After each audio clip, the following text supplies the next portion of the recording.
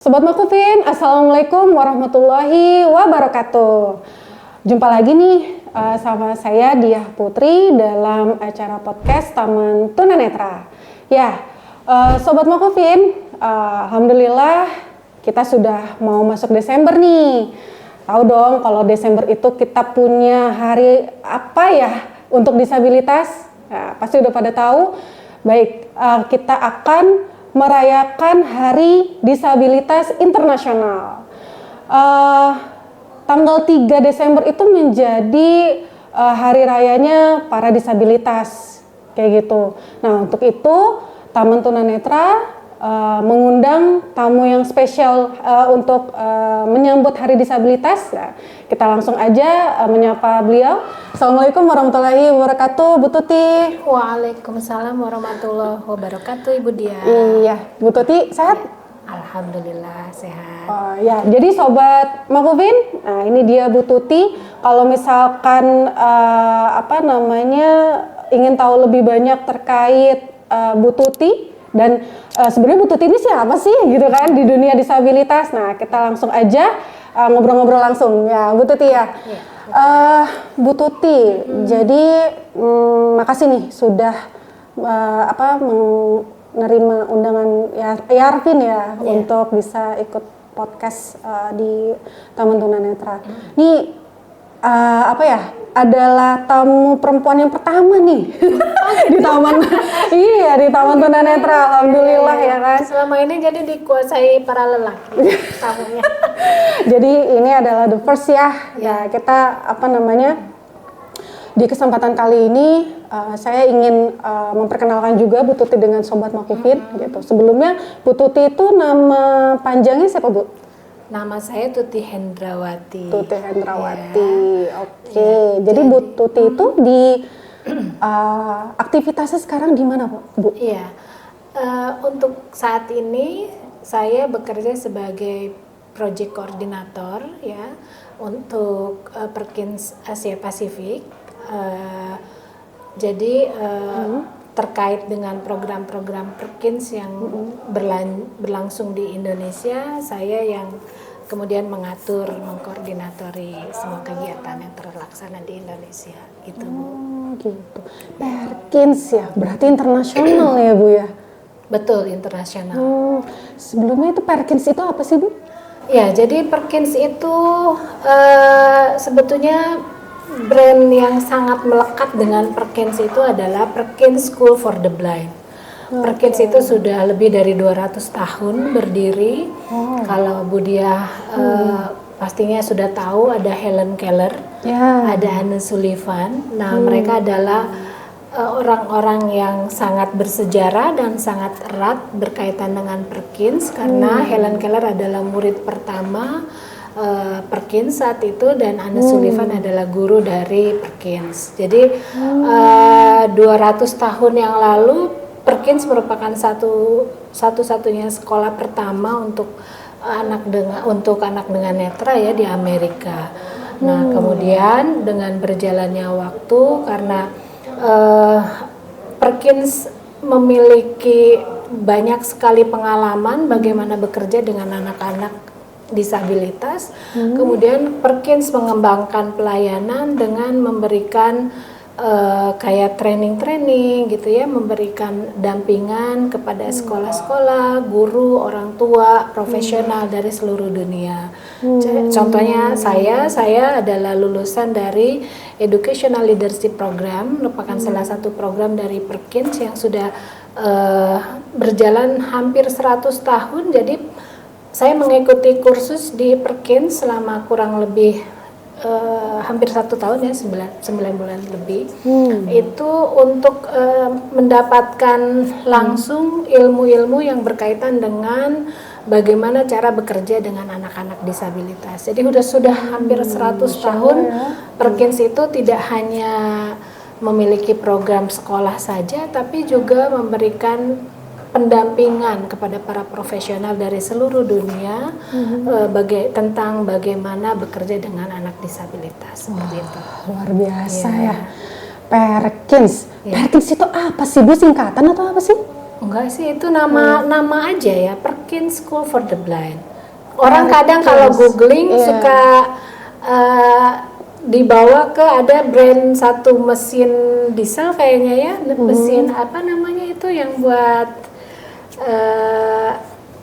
ya untuk kayak untuk pembangkit listrik gitu, mesin yang digunakan untuk listrik gitu, itu namanya juga Perkins, tapi bukan Perkins yang itu. Ini Bukan itu yang dimaksud. bukan itu yang dimaksud. Ini Oke. Perkins School for the Blind. Jadi Perkins School for the Blind, kayak gitu ya. Berarti memang ini khusus untuk menangani disabilitas tunanetra, disabilitas netra gitu ya. Di awal berdiri betul hanya berfokus pada pelayanan untuk anak-anak dengan hambatan penglihatan. Tapi saat ini Perkins bekerja untuk semua jenis disabilitas. Oh, semua. Jadi semua jenis disabilitas ya. Ganda juga ya. Ganda juga. Oke. Termasuk yang paling banyak memang yang kita menyebutnya dengan MDVI ya, Multiple Disability with Visual Impairment. Kalau di kita lebih sekarang diartikan dengan anak dengan hambatan majemuk. Majemuk. Ya. Oke. Ya. Itu apa namanya? Pasti tentunya ada hambatan dan tantangan sendiri ya Bu ya untuk ini. Sebelum ke situ, Bu Tuti itu tadi gabung di Perkins itu dari kapan ya Bu?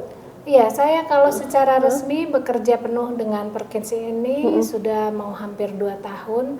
Oh, 2 tahun. Ya, tapi saya mengenal Perkins itu sudah lebih dari 11 tahun. Jadi dulu saya bekerja untuk sebuah yayasan Sayap Ibu namanya. Sayap Ibu. Ya, Yayasan Sayap Ibu. Saya bekerja untuk Sayap Ibu sudah lebih dari 19 tahun. Kemudian Perkins mendampingi Sayap Ibu 11 tahun yang lalu ya, tepatnya kurang lebih tahun 2014.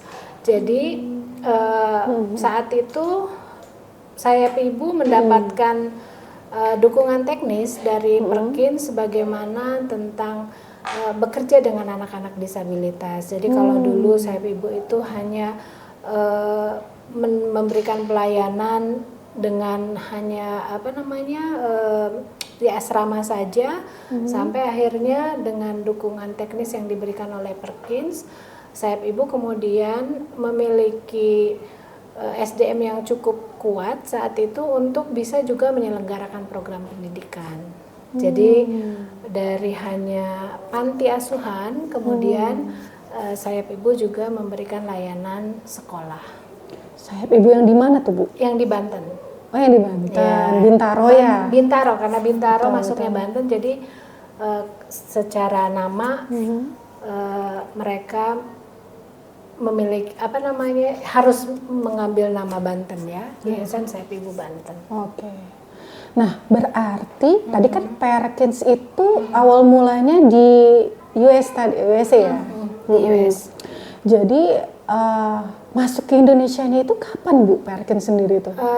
Kalau mulai masuk ke Indonesia yang saya dengar itu 22 tahun yang lalu ya, sudah 22 bekerja, di antaranya organisasi yang tertua yang bekerja sama dengan Perkins itu mungkin pernah dengar, Yayasan Dwi Tuna Rawinala. Oh Rawinala, Ya, Jakarta. Itu Betul. di antaranya. Itu berarti awal masuk Indonesia awalnya Rawinala? Mungkin di antaranya ya, karena dahulu itu kan memang Perkins masuk itu langsung juga bekerja sama dengan pemerintah setempat kayak Kementerian Pendidikan gitu. Yeah. Nah kemudian bekerja juga langsung dengan organisasi. Paham. Jadi memang Perkins ini, saya salah mengucapnya, Perkins apa Perkins ya? Perkins, oke. Saya takut salah ngomong nih saya nih, abis saya dibetulin.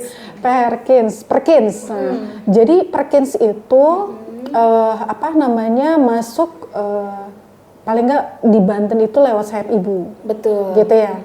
Nah, berarti Bu Tuti ini sudah berkolaborasi ya di Sayap Ibu dengan Perkins itu dari tahun belasan ya. 2014 gitu. Nah, sekarang Bu Tuti itu ditarik ke Perkins ya. Iya. Nah, di Perkins itu udah 2 tahunan ini ya? Sudah 2 tahunan. 2 tahunan, berarti ya lumayan lah ya, udah tahu Perkins gitu kayak gimana ya sepak terjangnya. Kalau program-program dari Perkins itu tuh sebenarnya kayak gimana sih Bu? Kalau itu? Jadi Perkins ini untuk saat ini kita sedang ada project namanya Indonesia Model Program.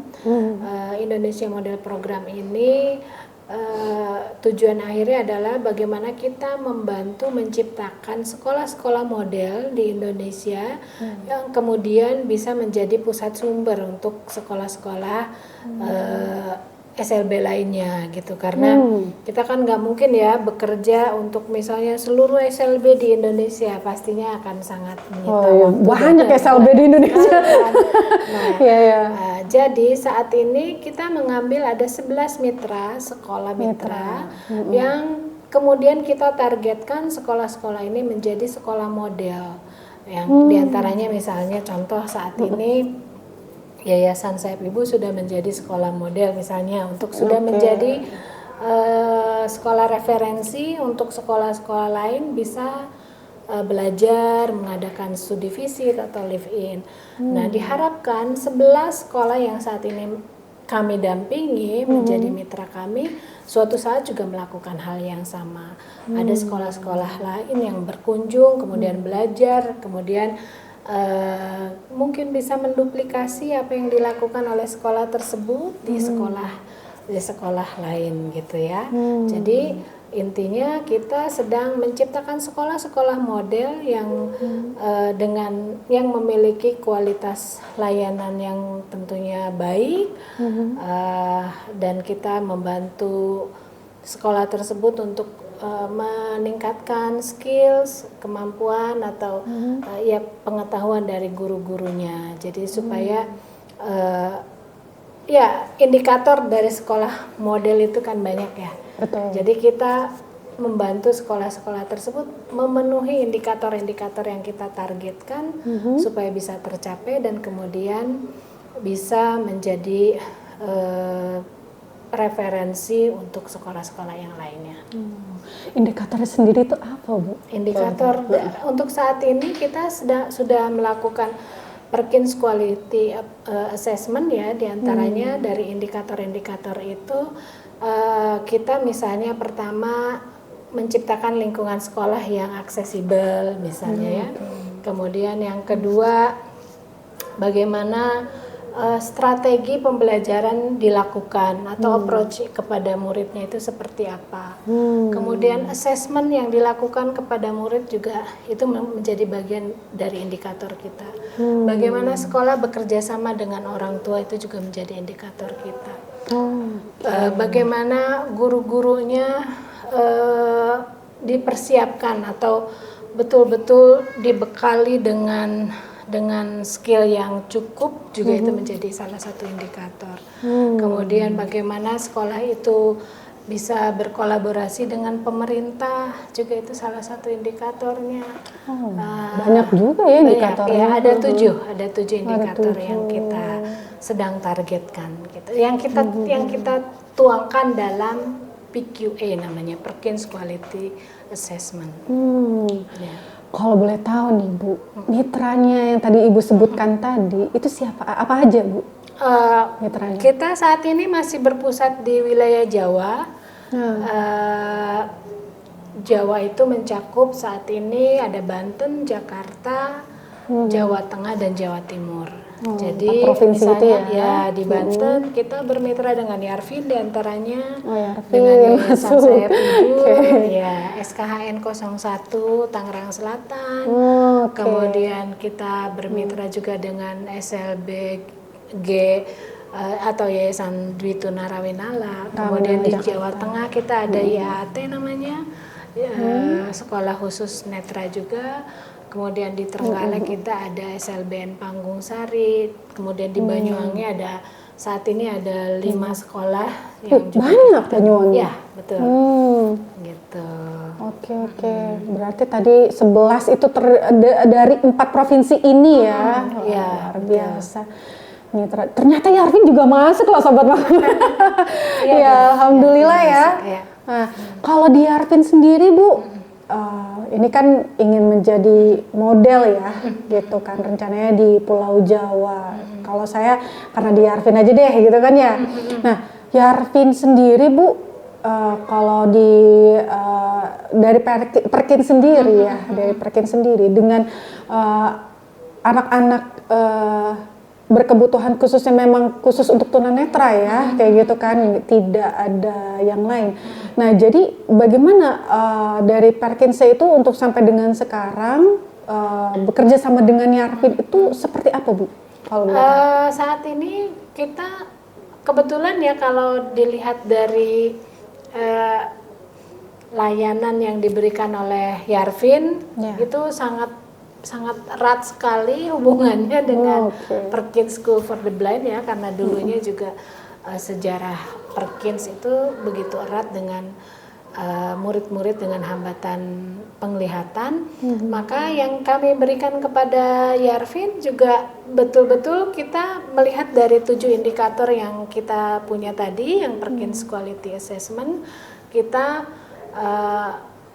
yang pastinya dari ketujuh indikator itu kita berusaha untuk bisa mendampingi Yarvin dan sehingga sampai ketujuh indikator itu kemudian terpenuhi ya diantaranya bagaimana misalnya Yarvin memiliki kurikulum yang berpusat pada anak misalnya ya, bagaimana Yarvin memiliki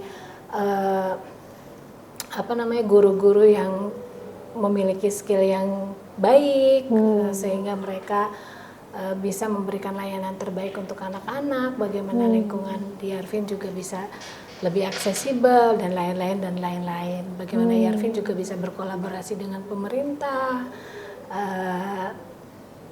ya 7 indikator itu yang sedang kita berusaha penuhi. Saat ini kita juga sangat gencar untuk terutama dalam memberikan training baik kepada guru maupun orang tua supaya kolaborasi antara guru dengan orang tua menjadi lebih erat karena itu adalah kunci keberhasilan di mana murid-murid akan mencapai targetnya ya untuk menjadi lebih mandiri. Akan sangat sulit ketika misalnya guru hanya bekerja sendiri tanpa bantuan orang tua atau orang tua merasa dirinya bekerja lebih berat daripada guru. Jadi kita betul-betul ingin mengkolaborasikan orang tua, guru dan komunitas untuk sama-sama bekerja memberikan layanan terbaik untuk anak disabilitas seperti itu.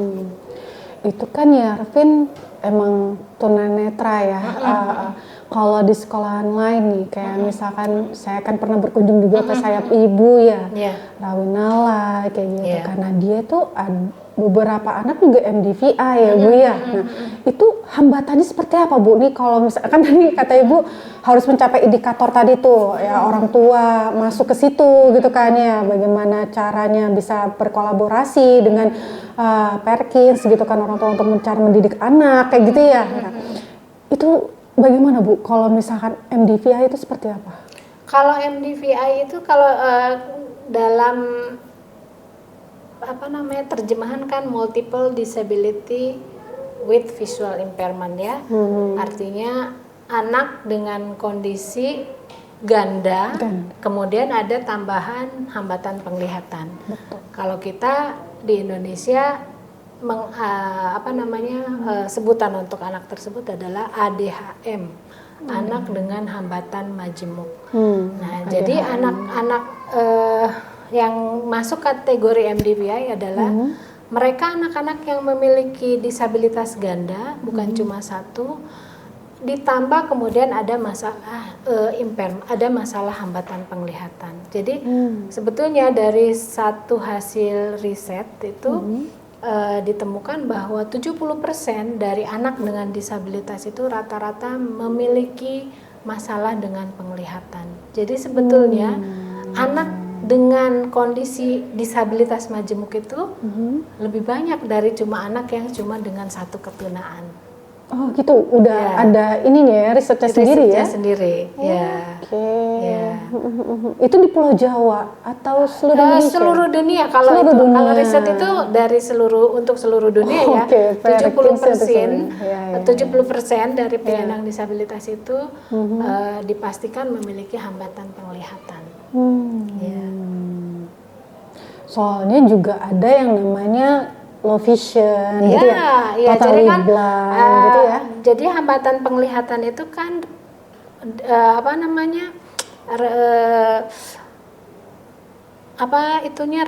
rate-nya ya dari yang hanya low vision sampai ke total netra, buta total gitu kan ya. Jadi anak dengan misalnya contoh anak dengan Down syndrome ada banyak ditemukan mereka juga ternyata punya masalah dengan penglihatannya. Gitu. Iya Bu? Iya. Gimana? Saya jadi pengen tahu nih. Iya. Anak Down syndrome punya hambatan penglihatan punya juga? hambatan penglihatan juga. Seperti apa Bu? Mereka biasanya low vision misalnya. Atau anak dengan cerebral palsy karena mereka yang menjadi pusat masalah itu adalah sumber saraf ya, dan syaraf diantaranya juga ada yang berkaitan dengan syaraf mata kan. Nah jadi mereka juga sangat rentan memiliki hambatan tambahan yaitu hambatan penglihatan gitu. Setidaknya low vision. Ya. Jadi memang luas juga ya cakupannya dari Perkins ini ya. Artinya ternyata Down syndrome juga punya hambatan penglihatan juga. Betul. Saya baru tahu. Anak cerebral palsy banyak yang kemudian hambatan penglihatan. Itu kalau itu namanya apa ya? Kalau disabilitas itu keterbelakangan intelektual apa gimana? Intellectual disability juga hambatan intelektual juga mereka banyak yang punya hambatan penglihatan. Oke.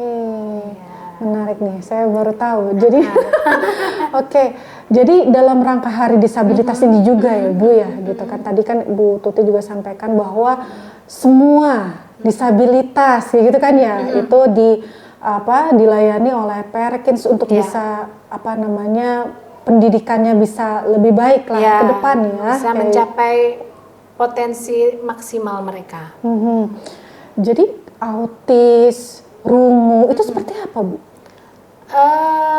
Masuk dalam kategori dampingan kita anak-anak tersebut juga. Kalau kayak besok ini kita ada online training untuk 5 negara tentang autism. Jadi ya tentang autism bagaimana misalnya guru-guru atau profesional bekerja dengan anak-anak autis gitu seperti itu. Jadi ya artinya semua lah ya, makanya. Nah kita balik lagi nih Bu, terkait disabilitas ya gitu. Saya mungkin sekilas sedikit ya Bu ya gitu. Saya adalah tunanetra, tapi nggak dari kecil Bu. Saya itu dari umur 17 itu mengalami penurunan penglihatan kayak gitu. Jadi orang tua itu kan nggak artinya udah dewasa, udah remaja ya kan, memang dewasa gitu kan, ternyata anaknya punya berkebutuhan khusus nih gitu kan ya. Berarti kan orang tua sendiri kan harus belajar Bu. Betul. Benar ya? Kayak gitu, orang tua sendiri harus belajar. Nah, terkadang di masyarakat gitu, mungkin kalau saya keliru mungkin dilurusin ya Bu ya. Yang saya pahami, kalau di masyarakat itu gitu, ada 3 faktor yang menyebabkan tidak majunya dari disabilitas ini. Kayak gitu. Pertama, mungkin dari individu disabilitas ini, kayak gitu. Kayak misalkan saya nih udah remaja gitu kan, saya nggak mau berubah gitu kan. Maksudnya saya udah menutup diri di rumah aja. Nah itu kan jadi masalah tuh ya untuk masa depan kayak gitu. Betul. Dan mungkin faktor kedua dari keluarga, kayak gitu ya Bu. Ada di daerah-daerah yang saya ketahui juga. Di daerah-daerah itu banyak orang tua itu yang malu, punya anak disabilitas gitu kan, yang nggak ngerti mungkin, khawatir dan segala macam. Jadi anak tuh dirumahkan saja, kayak gitu, dirumahkan saja, itu udah jadi masalah juga gitu kan. Betul. Yang ketiga adalah masyarakat, masyarakat juga jadi faktor utama juga buat keberlangsungan pendidikan si disabilitas ini. Nah, apakah Perkins itu mencakup untuk ketiga ini, Bu? Betul. Artinya gini, saya sih kepengen mungkin nanti Sobat Makufin yang nonton kita ya Bu ya, gitu, yang punya orang tua atau mungkin tetangga gitu kan ya, saudara atau yang apapun itu, yang mungkin memang di lingkungannya ada disabilitas ya, yang ada disabilitas itu bisa tercerahkan gitu, bahwa disabilitas ini sebenarnya seperti apa sih Bu yang harusnya kita Perkins lah, atas nama Perkins gitu, seperti apa Bu? Ya, jadi tadi saya sudah sebutkan sesingkat, Perkins ini bekerja untuk tiga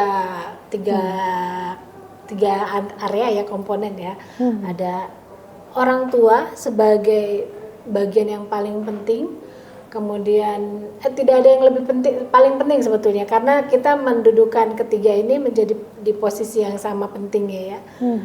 Keluarga, sekolah, dan komunitas. Ketiga bagian ini yang kemudian menjadi target kita, bagaimana mereka bisa bekerja bersama-sama untuk saling melengkapi, memberikan dukungan yang positif untuk anak-anak penyandang disabilitas. Kalau ketiganya tidak kompak, apapun yang dilakukan kita yakin itu tidak akan berhasil. Jadi tiga unsur ini yang harus betul-betul terlibat dalam memberikan dukungan kepada penyandang disabilitas. Contoh misalnya anak itu ada di dalam keluarga. Misalnya mereka tidak akan mampu melakukan artinya mereka butuh banget dukungan dari sekolah misalnya atau dari komunitas, bagaimana supaya anak yang ada di keluarga mereka ini mendapatkan layanan sehingga si anak ini mencapai bisa meraih potensi maksimal mereka si anak, karena orang tua tidak mungkin juga bekerja sendiri.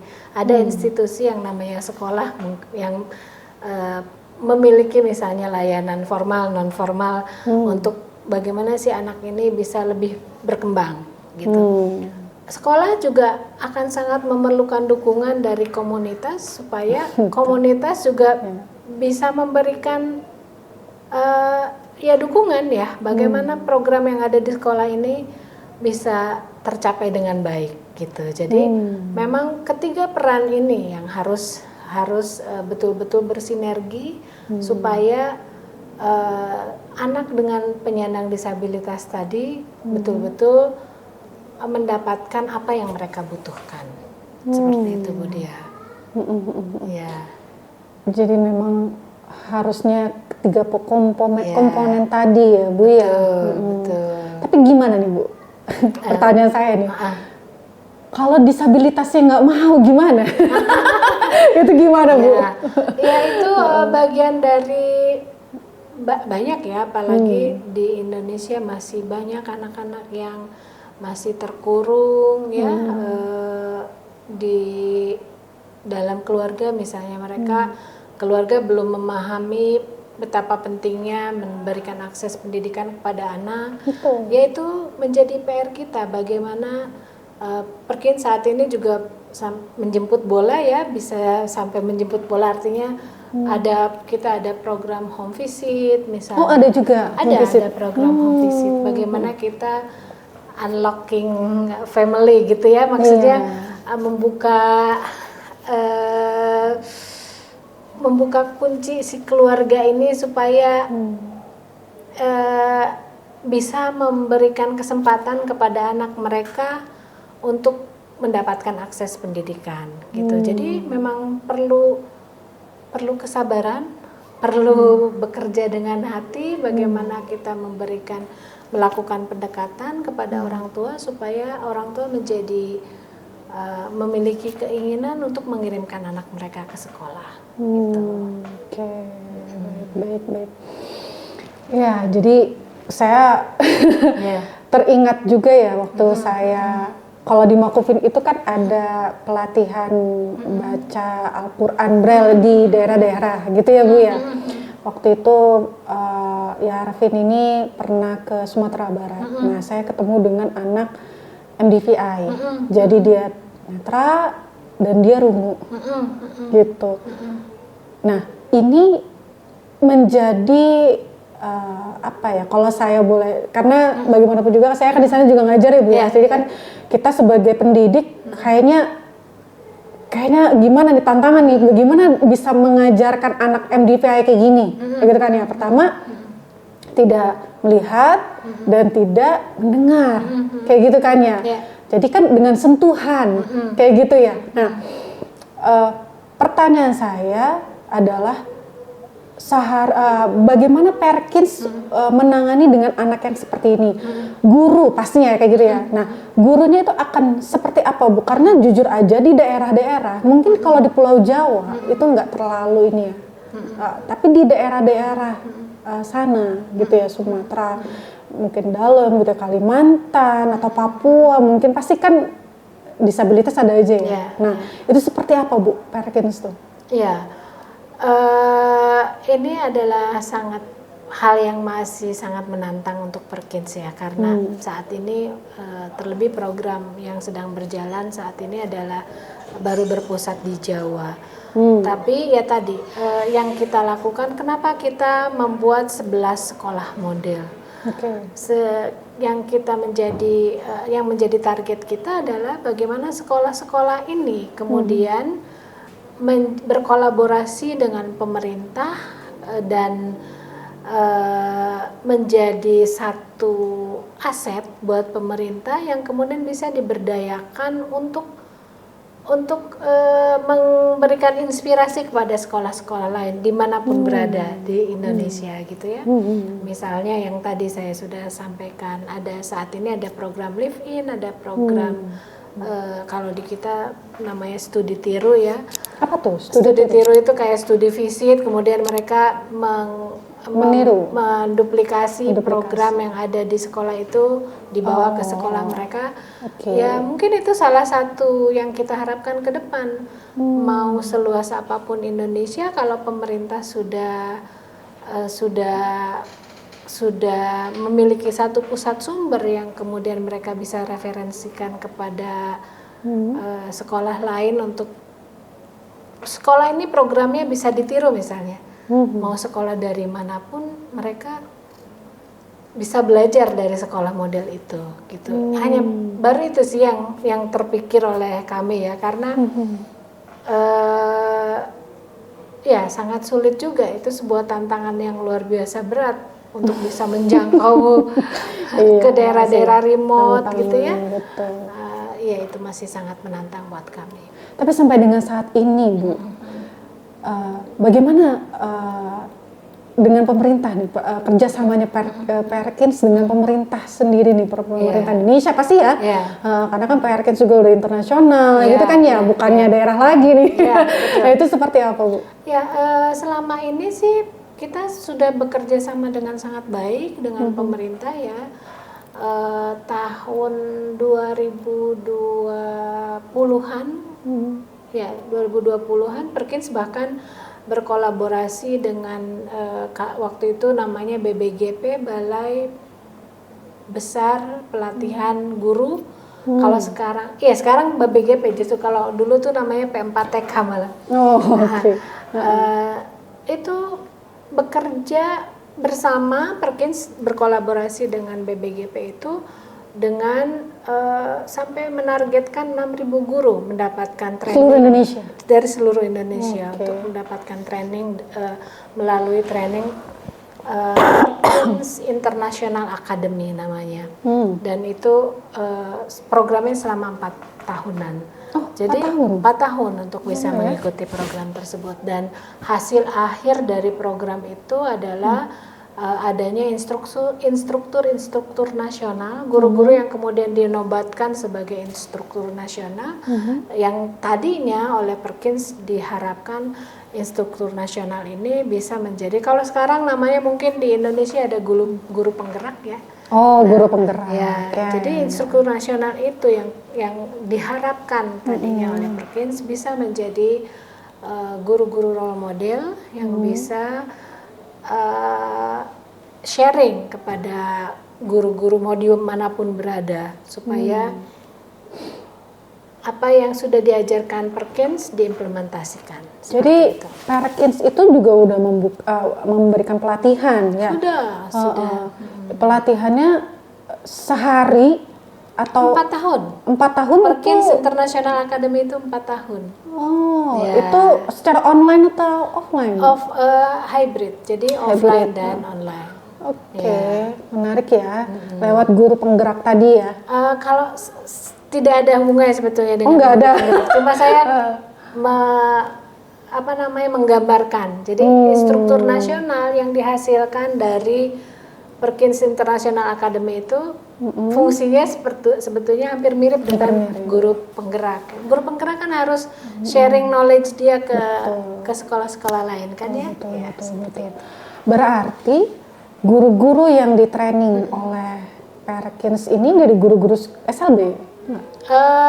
Karena memang kita bergeraknya untuk pendidikan khusus, betul, untuk guru-guru SLB, tapi juga tidak menutup kemungkinan bahwa mereka juga masuk ke sekolah-sekolah mainstream yang di dalamnya mungkin ada anak dengan disabilitasnya. Oke. Ya. Sekolah-sekolah yang menerima disabilitas ya. Nah, Bu Tuti, jadi tadi kita sudah sampai pada ini ya, sampai ke pemerintah juga kita bertanya juga kan, berarti peran pemerintah pun ada ya untuk disabilitas ini gitu. Cuma mungkin baru modelnya di Jawa. Untuk tahun ini ya. Tahun ini. Untuk 2024 sampai 2026.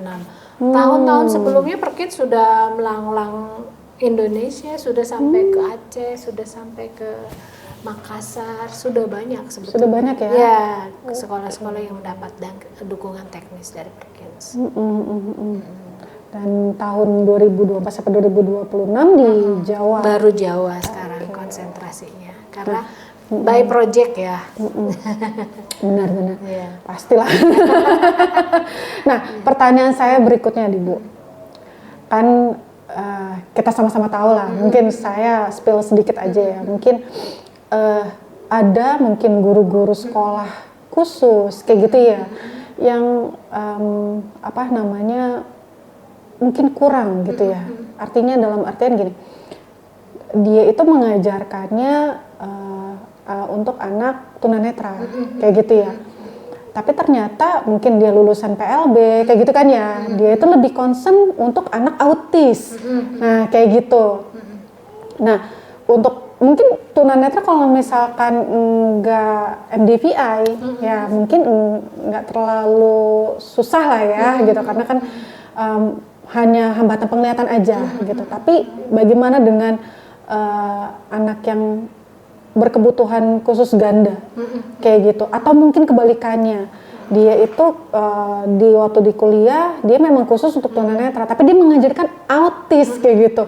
Nah ini kan jadi problem juga kalau misalkan si guru ini juga nggak tahu gimana cara menangani anak-anak autis. Kadang-kadang kan autis ya tahu sendiri Bu, ada levelnya ya kayak gitu. Kadang-kadang guru dituntut kesabarannya, mendidik gitu kan. Kalau misalkan autis yang saya tahu ya kalau itu meniru ya. Tapi kalau misalkan gurunya ngasih pengajaran yang kurang itu gimana tuh? Nah, Perkins sendiri Bu untuk pelatihan kepada guru-guru ini itu udah sejauh mana Bu untuk disabilitas? Jadi Perkins sendiri betul-betul memberikan keterampilan kepada para guru itu berdasarkan dari bagaimana program ini harus mengusung satu tujuan di mana kita betul-betul harus berpusat pada anak. Ya, jadi misalnya gini, guru backgroundnya cuma misalnya dia dari PLB, kemudian sehari-hari hanya misalnya punya bekerja hanya dengan anak netra misalnya. Ya, itu menjadi target kita. Bagaimana guru ini kemudian dengan strategi pembelajaran yang diajarkan oleh Perkins, kemudian guru ini bisa mengaplikasikan dengan berbagai kondisi anak. Karena sudah dibekali bagaimana dia melakukan assessment misalnya. Bagaimana dia membuat satu program pendidikan individual masing-masing anak misalnya ya. Dengan begitu, mau apapun jenis disabilitas anak, kalau guru sudah diberikan bekal strategi mengajar anak dan kemudian dia berpusat pada anak, artinya kalau dalam bahasa Inggris itu person center planning ya.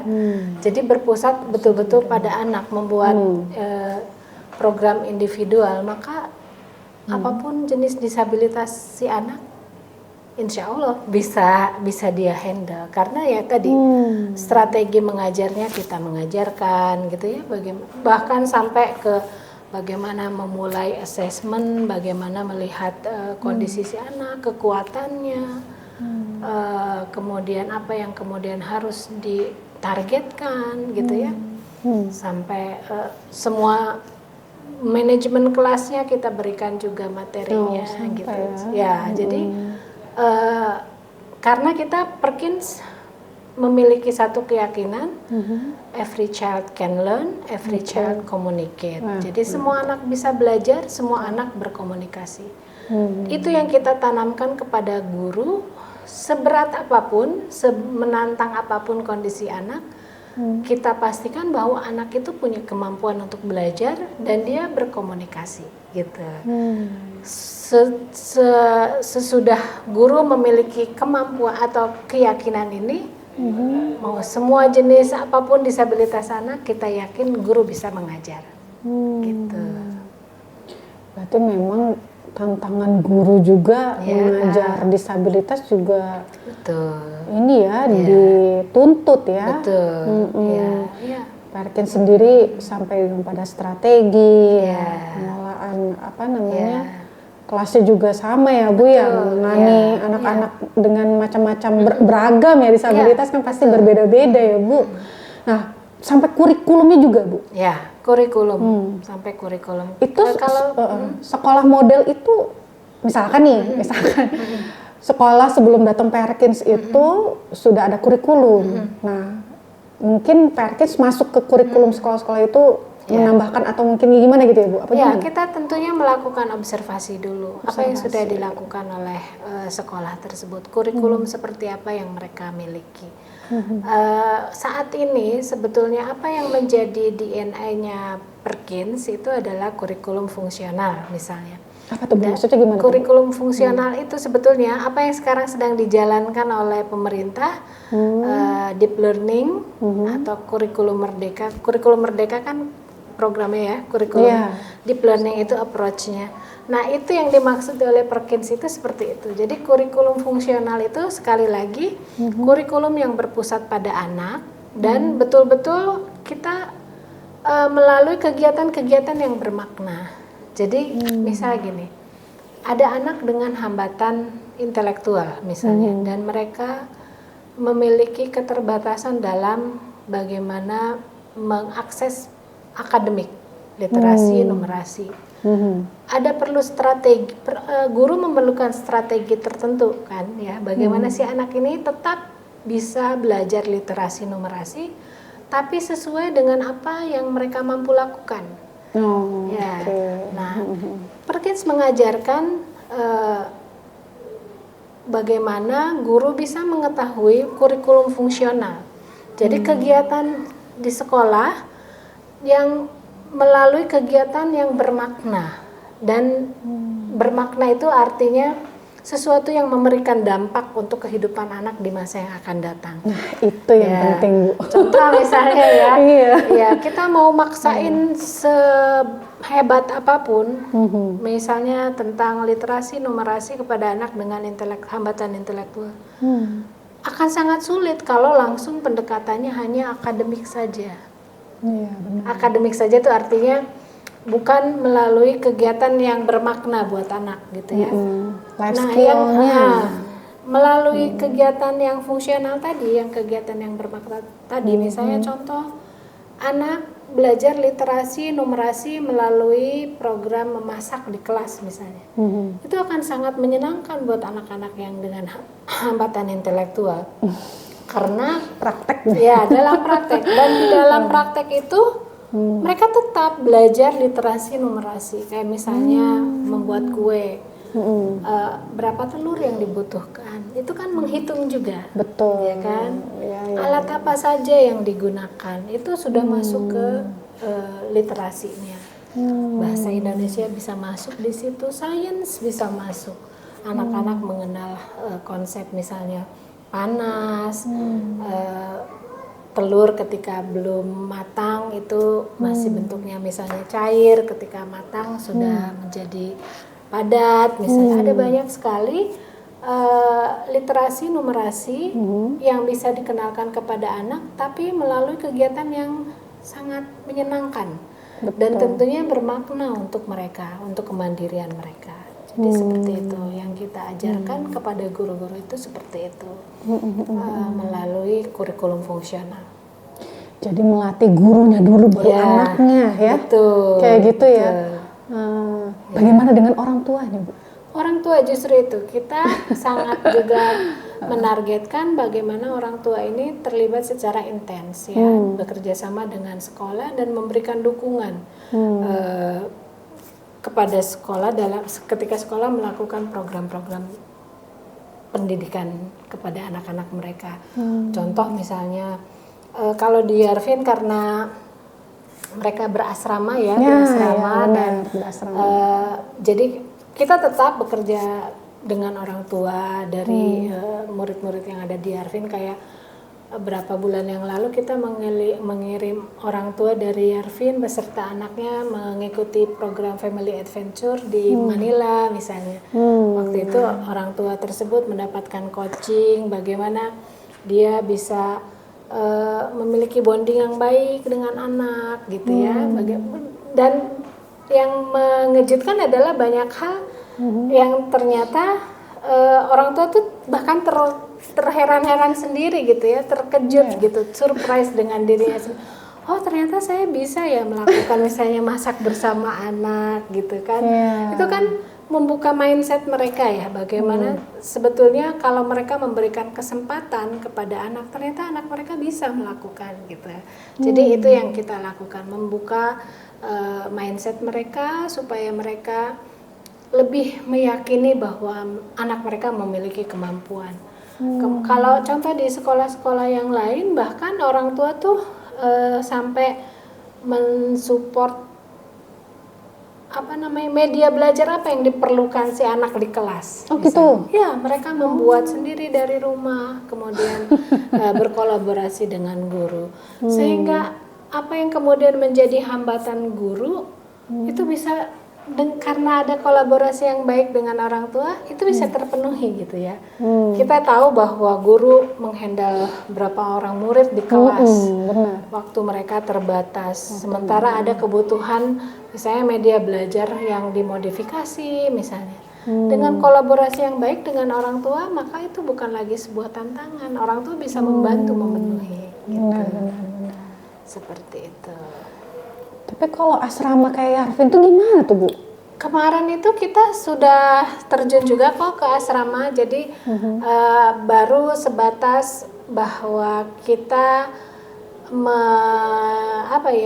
mendorong orang-orang yang bekerja di asrama itu kayak ibu asrama dan bapak asrama kan ya, itu supaya mendorong murid yang ada di Yarvin mandiri. Contoh mereka bisa nyuci bajunya sendiri misalnya.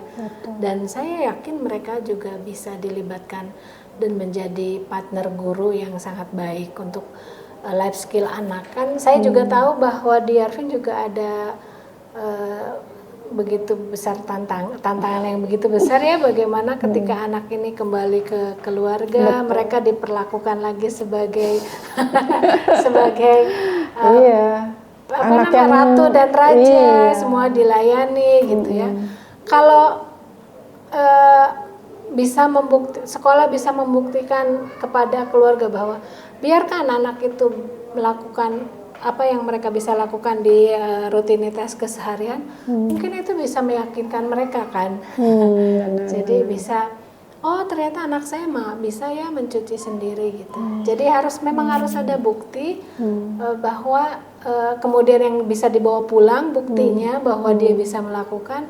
Baru kemudian orang tua akan yakin, oh anak saya bisa mandiri dalam hal ini misalnya. Itu dulu yang harus mungkin besok-besok menjadi target ya. Karena jadi terbuka nih. Iya, betul. Iya, karena bagaimanapun juga, tadi ada 3 komponen tadi ya, keluarga, terus masyarakat, komunitas gitu ya.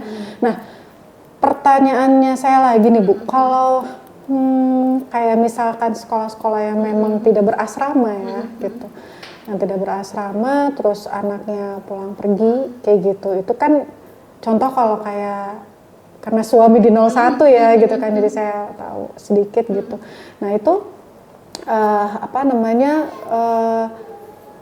pulangnya kayak gitu kan ya, berarti kan dari guru ke orang tua menitipkan seperti itu ya ke orang tua agar anak dilatih seperti ini seperti itu gitu. Nah dari Perkins sendiri ada pengawasannya seperti apa Bu? Karena kan ini kan sekolah model ya. Iya. Kalau untuk program sekolah tentunya kita ada banyak program yang langsung berhubungan dengan guru. Contohnya misalnya ada hands-on coaching, ada kita monitoring, evaluasi ya. Kita bekerja langsung dengan guru-guru. Dengan bekerja langsung dengan guru-guru kan kita juga bisa mencari tahu sudah seberapa jauh mereka bekerja sama dengan orang tua gitu ya. Kemudian dengan orang tuanya kita juga mengadakan berbagai workshop.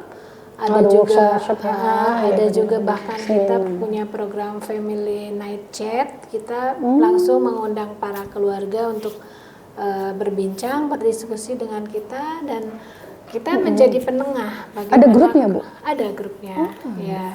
Bagaimana para orang tua ini misalnya mereka ada kesulitan disampaikan dalam diskusi tersebut. Guru juga ketika ada kesulitan disampaikan ketika kita melakukan hands-on coaching. Jadi kita betul-betul terintegrasi akhirnya dengan orang tua, dengan guru. Harus ya. Harus. Itu semua disabilitas tentunya dengan keberagaman itu ya, dengan hambatan berarti pasti penanganannya juga kan dari guru kan berbeda-beda ya.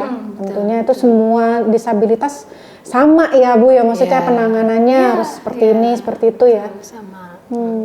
Nah saya jadi penasaran juga nih. Ibu berarti yang handle untuk di Indonesia Bu? Perkins yang di Indonesia. Nah berarti ada yang ngebantuin Ibu dong gitu kan di Indonesia. Tadi kalau 10 sekolah-sekolah model tadi ada 11 ya. Di Banyuwangi tadi ada berapa. Berarti itu di bawahnya Ibu ada yang ngurusin tuh di bawah Perkins atau langsung sekolah Bu? Ada tim Indonesia itu kita bertiga. Memang untuk 11 sekolah kita masih sangat keteteran ya. 11 sekolah tuh, baru 11 sekolah baru banyak ya. Iya, tapi ya sampai saat ini kita betul-betul saling support satu sama lain. Satu rekan kerja saya di Jawa Tengah, satu lagi di Jawa Timur. Jadi kita kerap kali ketika ada event kita pasti akan ketemu. Kita juga ada rutin rapat mingguan ya. Jadi apa yang menjadi kendala teman saya kita coba pecahkan bareng-bareng. Jadi kita bekerja dengan 3 tim untuk saat ini.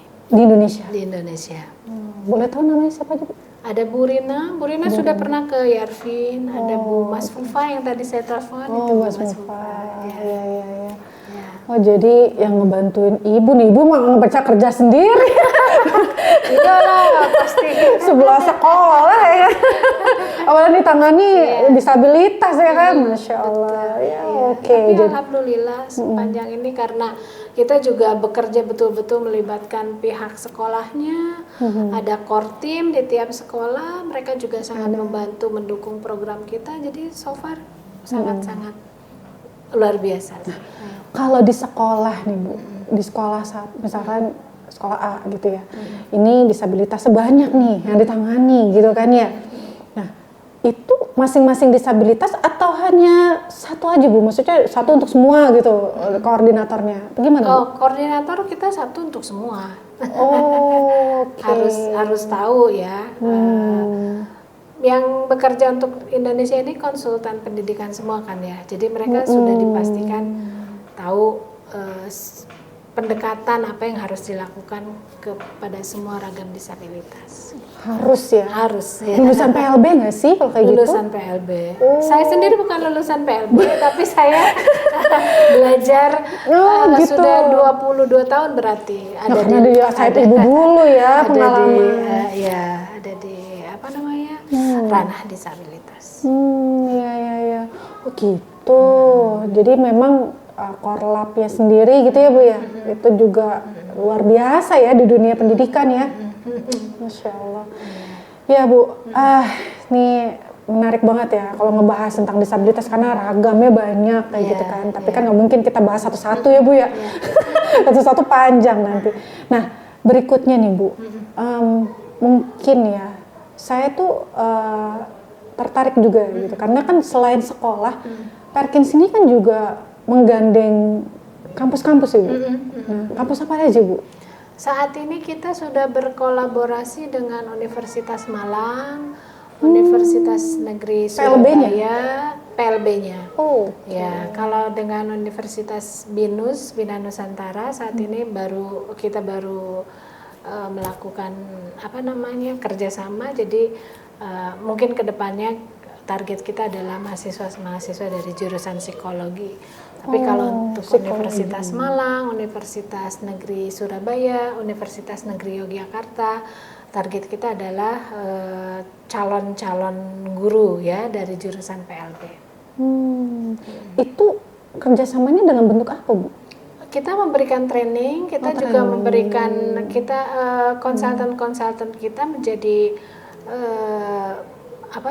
dosen ya untuk pembicara untuk jurusan PLB ini. Kita juga mendatangkan profesional dari mancanegara bahkan untuk bisa memberikan lecture ya untuk memberikan kuliah. Di kampus-kampus yang di tadi itu kayaknya kampusnya di Jawa semua, di luar Jawa belum ada berarti Bu? Belum ada saat ini. Oke, ya. Nah kalau BINUS itu kan nggak ada PLB-nya, berarti gandengnya untuk psikologi ya. Gitu. Karena memang bagaimanapun juga calon-calon pendidik ini kan dari perguruan tinggi ini ya. Betul. Jadi kita mempersiapkan mereka sebelum terjun langsung bekerja dengan anak-anak disabilitas. Oke Bu, mungkin karena menghemat waktu juga nih ya Bu ya. Kalau saya mungkin bertanya satu nih untuk Ibu Tuti atau mewakili Perkins ya gitu. Karena yang kita ketahui bahwa memang di Indonesia sendiri memang ada sekolah khusus ya Bu ya. Saya nggak tahu nih. Soalnya kalau di luar Banten masih SLB ya. Kalau di Banten kan sudah sekolah khusus ya, kayak gitu. Dan PLB bukan PLB lagi ya, PKH ya. Iya, sekarang. Kayak gitu. Jadi sekolah-sekolah khusus ini kayak gitu kan. Sejauh mana Ibu Perkins ya di sini Perkins memandang dengan pendidikan inklusi kayak gitu. Nah, sebenarnya saya juga agak tergelitik juga ya gitu kan, pendidikan inklusi itu kan yang seperti apa gitu dan bagaimana keterkaitannya dengan sekolah khusus, gimana Bu? Iya, jadi kalau untuk Perkins pendidikan inklusi itu lebih jauh dari sekedar bagaimana seorang anak disabilitas diterima di sekolah mainstream ya. Inklusi yang dimaksud kalau menurut Perkins itu bahkan sekolah khusus pun harus inklusi. Kenapa kemudian kita melakukan kayak misalnya approach kita itu betul-betul approach dalam memberikan pendidikan kepada anak itu dengan pendidikan yang berpusat pada anak misalnya. Karena masing-masing anak itu punya keunikan, masing-masing anak punya kemampuan yang berbeda-beda. Dan ketika satu sekolah khusus menerima keberagaman anak dengan disabilitas mereka dan melakukan pelayanan pendidikan sesuai dengan apa yang dimiliki anak, maka itulah yang dimaksud inklusi yang sesungguhnya. Kayak contoh misalnya di sekolah khusus bisa terjadi bahkan di satu kelas pun ada keragaman anak disabilitas yang diajarkan oleh guru ya, dan semua anak di kelas itu memiliki kebutuhan yang berbeda-beda satu sama lain. Nah, ketika guru bisa memberikan pendekatan yang sesuai dengan kemampuan anak di kelas itu, maka itulah yang dimaksud dengan inklusi. Jadi dalam pendekatannya atau dalam strategi pembelajaran yang diberikan. Jadi kita lebih berpusat ke situ, Bu Dia. Ya. Jadi memang inklusi seperti itu ya, kayak gitu. Oke deh, aduh makasih banyak nih Bu Tuti. Sebelum minum dulu dong Bu. Saya dari tadi sudah minum. Astagfirullahaladzim. Saya tuh berterima kasih nih. Jadi kita tahu ya. Sudah mengundang saya juga. Sama-sama Bu. Jadi Sobat Makufin, insya Allah tercerahkan juga nih, kayak gitu kan. Walaupun mungkin nggak dalam ya kan terkait disabilitas, cuma memang alhamdulillah kita sebenarnya ada Perkins juga, gitu kan ya, di Indonesia melalui Bu Tuti ini, dan alhamdulillah sedang ada mitranya ya untuk sekolah model. Semoga di daerah-daerah Sobat Makufin semua bisa masuk juga ya. Iya, insya Allah. Rencana ya Bu. Sumatera, Kalimantan, Sulawesi. Ya nanti kan juga Yarvin bisa menjadi mercusuar untuk wilayah sekitar Yarvin. Amin, insya Allah. Kalau hanya Perkins saja yang bekerja untuk, kewalahan. Justru kita bermitra dengan 11 sekolah saat ini dulu, nanti si 11 ini bisa getok tular kepada sekolah-sekolah yang lain. Amin. Terima kasih Bu Tuti sekali lagi. Sama-sama Bu Dia. Terima kasih sudah mengundang. Alhamdulillah. Ya begitu Sobat Makufin di rumah, obrolan saya nih dengan Bu Tuti gitu kan, dalam rangka memperingati Hari Disabilitas Internasional tanggal 3 Desember ya. Nih, insya Allah kita rayakan bersama-sama nih semua disabilitas, insya Allah. Baik, untuk itu saya ucapkan terima kasih banyak, bahwa mari mungkin saya mengajak seluruh masyarakat di luar untuk bisa sama-sama membangun lingkungan yang inklusif untuk kebersamaan. Itu terima kasih banyak saya ucapkan. Tiada mata tak hilang cahaya. Wassalamualaikum warahmatullahi wabarakatuh.